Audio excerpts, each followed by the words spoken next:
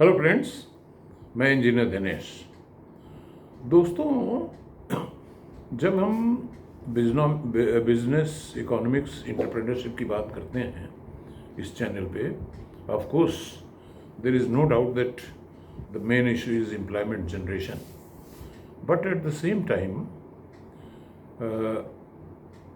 जो बिजनेस का सेंस है, जो हमारा माइंडसेट है, जो एंटरप्रेन्योरशिप की तरफ डाइवर्शन है, उसके पीछे के जो फंडामेंटल रीजंस हैं वो मैंने अनुभव से अपने प्राप्त किया है कि जो हमारी व्यवस्था अभी चल रही है उसमें आने वाले समय में जो पॉपुलेशन एक्सप्लोजन चल रहा है उसमें भविष्य में हमें एम्प्लॉयमेंट की कोई बहुत अच्छी स्थिति दिखाई नहीं पड़ती जिस राह पे हम चल रहे हैं। दोस्तों, ज़्यादातर हमारी जो राजनीतिज्ञ हैं वो आज भी सरकारी नौकरी की बात करते हैं। दोस्तों, जब मैं कहता हूँ कि जो बिजनेसमैन है, एंटरप्रेन्योर है, और जो हमारा युवा वर्ग है, जो हमारे प्लानर्स हैं, ब्यूरोक्रेट्स हैं, पॉलिटिशियंस हैं, उनको मैं चाहता हूँ कि वो सीधी रेखा जो लीनियर चीज़ होती है उससे थोड़ा एक कदम मैं उनको आगे ले चलना चाहता हूँ, नॉन लीनियर की तरफ। और जब मैं कहता हूँ कि हमारे जो प्लानर्स हैं, ब्यूरोक्रेट्स हैं, पॉलिटिशियंस हैं और इंजीनियर्स हैं, टेक्नोक्रेट्स हैं, उनको थोड़ा सा न्यूक्लियर फिजिक्स में पढ़ाना चाहता हूँ, इसलिए कि बहुत ज़्यादा नहीं है। जैसे एक चीज़ मैं उनको पढ़ाना चाहता हूँ क्रिटिकल मास, दूसरा मैं पढ़ाना चाहता हूँ chain reaction, end of course special theory of relativity तो पढ़ाना ही चाहता हूँ, जिससे आपको ये समझ में आए कि जो चीज़ें जैसी दिखती हैं वैसी होती नहीं हैं। फ्रेम ऑफ रेफरेंस पे सब कुछ डिपेंड करता है। जब आपके माइंडसेट में ये तीन चीज़ों की एंट्री हो जाएगी, स्पेशल थ्योरी, क्रिटिकल मास और चेन रिएक्शन। अब देखिए, क्रिटिकल मास क्या है? क्रिटिकल मास वो मास है जो वो मिनिमम मास है जिस पे कि चेन रिएक्शन फिशनेबल मटेरियल में स्टार्ट होता है। उसी थ्योरी पर न्यूक्लियर बॉम्ब भी बन जाता है, उसी थ्योरी पर रिएक्टर भी बन जाता है। लेकिन दोनों ही केस में कम से कम क्रिटिकल मास तो होना जरूरी है जिसपे कि हमारी चेन रिएक्शन चालू हो। चेन रिएक्शन का मतलब क्या होता है बिजनेस में?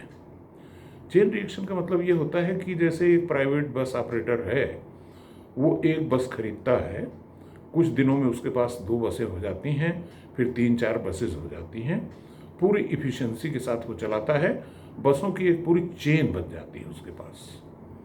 उसी तरह से ट्रक ऑपरेटर का भी ले लीजिए केस आप, same thing happens there also.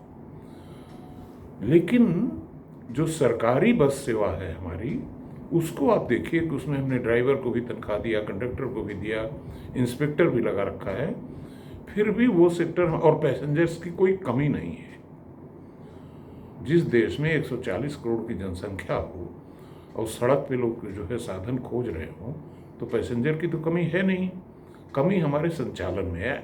बस is just an example I am giving, same thing applies to our railways. आप जरा सोचिए कि भारत की रेलवेज कितने परसेंट इंडियंस ट्रेवल कर रहे हैं रेलवेज से? It is not even more than 2% on daily basis, और उस 2% को भी हम सुविधा नहीं दे पा रहे हैं। रिजर्वेशन में लाइन लगी पड़ी है। उसका रीज़न क्या है कि हमने सरकारी क्षेत्र में एक मकड़ जाल बना दिया, हर बिजनेस में घुसेड़ दिया। तो सरकारी क्षेत्र उसी सरकारी बस जैसा है, उसमें चेन रिएक्शन पैदा ही नहीं होता, इसलिए कि सरकारी आदमी तो काम करेगा नहीं। देखिए, मेरा अनुभव स्टेट और सेंट्रल गवर्नमेंट दोनों का है। दोनों जगह पे मैंने ये देखा कि अगर आप काम करना चाहते हैं, एफिशिएंटली करना चाहते हैं, तो you will be thrown out of the system, because जो गवर्नमेंट सिस्टम है that is design for lethargy.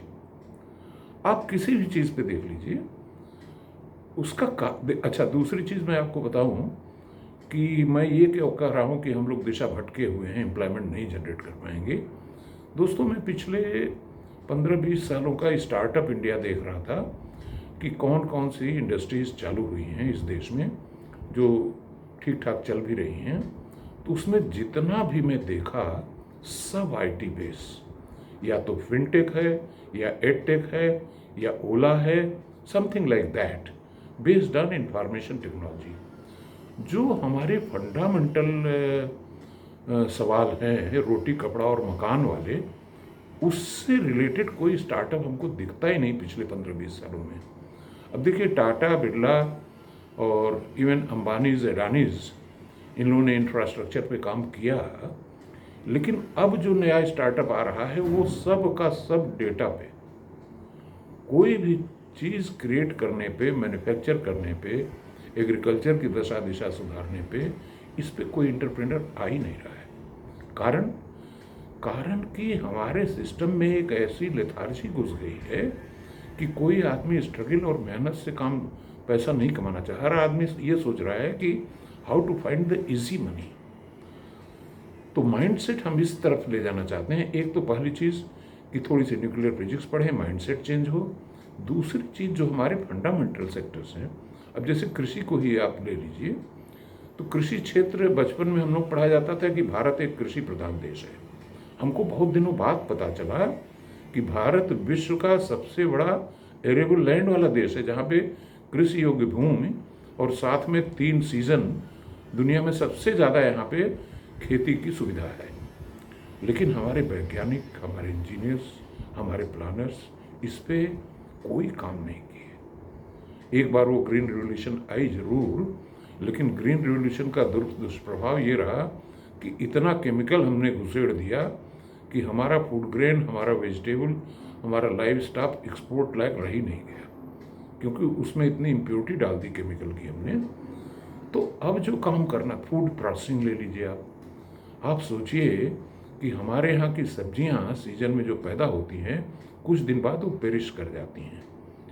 हमने उसमें फूड प्रोसेसिंग नहीं की, उनको वैक्यूम ड्राई नहीं किया, so that we could export it even after the season। तो इतने सारे क्षेत्र हैं काम करने के, उस पर स्टार्टअप्स आने चाहिए, उस पर कोई स्टार्टअप नहीं आ रहा है। सब एडटेक, फिनटेक, शेयर मार्केट, इन्हीं सब चीज़ों पे हमारा फोकस चला गया, आईटी पे। अरे भाई, आईटी में ठीक है, जॉब्स क्रिएट हुए, हमारे बच्चे विदेशों में जाके काम कर रहे हैं, इवन मेरा लड़का भी इन high positions in IT sector. लेकिन मैं ये जो हमारे फंडामेंटल इश्यूज अनएड्रेस रह गए, हमारी खेत की ज़मीन परती पड़ी हुई है, सिंचाई के साधन नहीं हैं, हमने ट्रैक्टर बनाया सिर्फ एक, उसके बाद छोटे टूल्स नहीं बनाए मैकेनाइज्ड। इसीलिए मैं एआई की बात करता हूँ कि किस तरह से कृषि क्षेत्र में एआई और रोबोटिक्स को घुसाया जाए। फार्म लेबर पलायन कर गई रोजगार की तलाश में। कृषि क्षेत्र को तो हमने ऐसा निगलेक्ट किया कि हमारा किसान, जिसको राजा होना चाहिए था, वो एमएसपी चिल्ला रहा है। कोई चीज़ तो बहुत ज़्यादा पैदा कर देगा और जो चीज़ ज़्यादा डिमांड में हो उसको पैदा ही नहीं करेगा। दाल हम कनाडा से मंगाते हैं, ज़रा सोचिए। तो मेरा सिर्फ पर्पज़ ये है कि सबसे पहली चीज़ तो हम माइंडसेट चेंज करें। दूसरी चीज़ है कि जो हमारी फोकस एरियाज हैं वो फंडामेंटल सेक्टर्स की तरफ फोकस हों, रोटी कपड़ा मकान शिक्षा स्वास्थ्य पे, न कि एडटेक पे और फिनटेक पे कि शेयर मार्केट से पैसा कैसे उड़ा लें। ये सब रिडंडेंट एक्टिविटीज़ हैं। हमारे 140 करोड़ लोगों को सारी सुविधाएं देने के लिए हमको फंडामेंटल सेक्टर्स की तरफ रुख करना ही पड़ेगा। धन्यवाद।